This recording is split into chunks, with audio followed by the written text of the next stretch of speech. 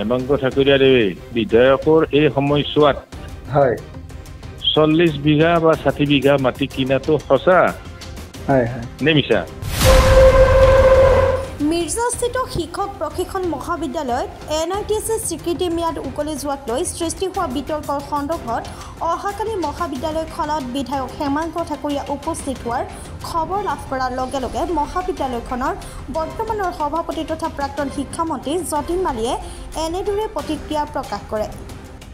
নমস্কাৰ। নমস্কাৰ। হয় হয়, মই অৰবিন্দ কলিতাই কৈছিলোঁ। আচ্ছা আচ্ছা, Kalita, good evening. Good evening. মানে এটা বিশেষ কথাৰ কাৰণে আপোনাক ফোন কৰা হ'ল। এইটো হ'ল যে আমাৰ মিৰ্জাস্থিত যিখন BEd কলেজখনৰ সন্দৰ্ভত যোৱাকালি আমি একাধিক নিউজ চেনেলে নিউজ প্ৰকাশিত কৰিছিলোঁ। আৰু আজি জানিব পৰা মতে আমাৰ পলাশবাৰী সমষ্টিৰ সন্মানীয় বিধায়ক হেমন্ত ঠাকুৰীয়া ডাঙৰীয়াই অহাকালি তেওঁ BEd কলেজত উপস্থিত হ'বহি আৰু এই ঘটনাৰ সন্দৰ্ভত তেখেতে বিতংভাৱে তথ্য গ্ৰহণ কৰিব বুলি আমি বিশেষ সূত্ৰে গম পাইছোঁ। এই ক্ষেত্ৰত আপুনি কি ক'ব? হয় নেকি?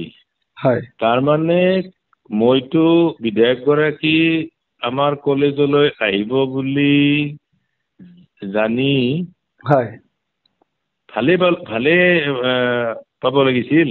হয় হয়। মানে মই সতীৰ্থ লেকচাৰাৰ বা বাকীবিলাককো উৎসাহেৰে ক'বহে লাগিছিল। হয় হয়।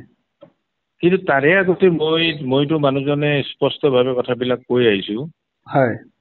তাৰ আগে আগে যদি বিধায়ক মহোদয়ে হয় হেমন্ত ঠাকুৰীয়াদেৱে হয় ময়ো এজন দায়িত্বশীল ব্যক্তি হিচাপে যদি মোৰ এটা কথা তেওঁ ক্লিয়াৰ কৰি আহে, হয়, তাৰমানে আমাৰ কলেজলৈ অহাৰ আগে আগে যদি তেওঁ ক্লিয়াৰ কৰি আহে, হয়, মিডিয়াৰ জৰিয়তে ক'লে ৰাইজে গম পাব। হয় হয়। যদি আহে যে ৰাইজৰ লগতে ময়ো শুনি আছোঁ, হয়, ময়ো শুনি আছোঁ, হয়, যে তেখেতে বিধায়ক হিচাপে থকা সময়ছোৱাত এতিয়ালৈ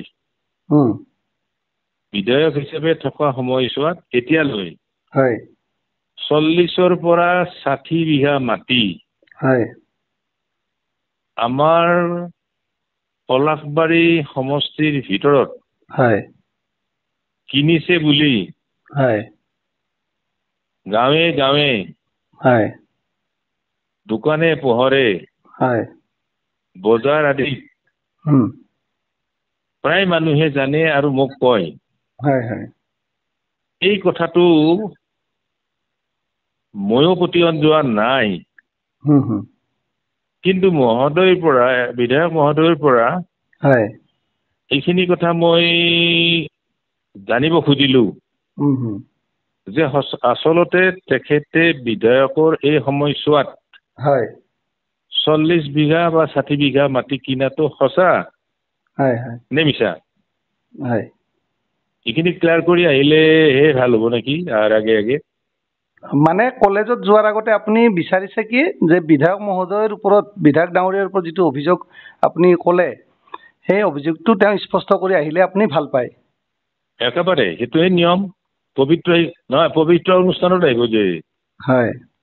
শিক্ষানুষ্ঠানটোতো আমি পবিত্ৰ অনুষ্ঠান বুলি ভাবো। হয়। গতিকে তালৈ আগে আগে মনটো ক্লিয়াৰ কৰি আহক যে 40 বিঘা মাটি মই কিনা নাই। হয় হয়। পৰিয়ালৰ নামত হওক, মাকৰ নামত হওক, কাৰোবাৰ নামত হওক, 60 বিঘা মাটি মই কিনা নাই। হয়। ৰাইজক জনালো। এনে আমি জানিব বিচাৰো নে আপোনাৰ লগত তেখেতৰ বা আপোনাৰ কলেজ বডিৰ লগত কিবা যোগাযোগ হৈছে নেকি? তেওঁ যে অহাকালি আহিব বুলি যিটো আমি ছ'চিয়েল মিডিয়াত দেখিবলৈ পাইছোঁ, শুনিবলৈ পাইছোঁ, এই ক্ষেত্ৰত আপোনাৰ লগত কিবা যোগাযোগ হৈছে নেকি? নাই নাই নাই, কাৰো লগতে নাছিল। মই এটা বিশেষ সূত্ৰৰ পৰা জানি পেলাইহে সুধিলোঁ। আপোনাৰ তেনেকে গম পাইছে আৰু? মই এই লেটেষ্ট গম পাইছোঁ, মানে কিমান সময়ত, মেক্সিমাম আধা ঘণ্টাৰ আগত। হয় হয় হয়। তেখেত আহক, হয়, কিন্তু অহাৰ আগতে এইটো ক্লিয়াৰ কৰিব লাগিব কিন্তু। হয়।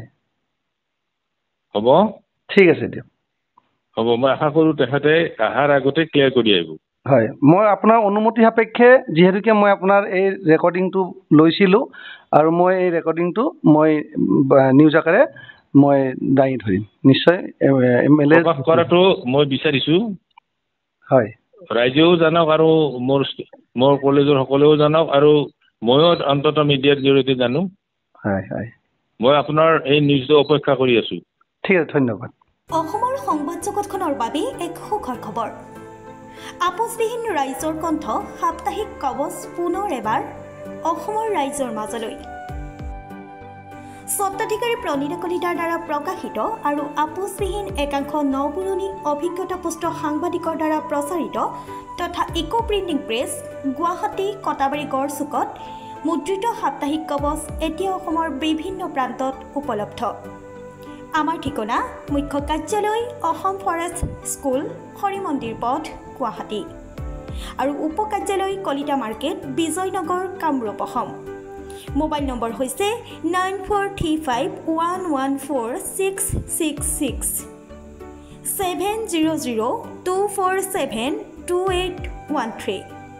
আমাৰ ইমেইল আইডি হৈছে kobos2025@gmail.com।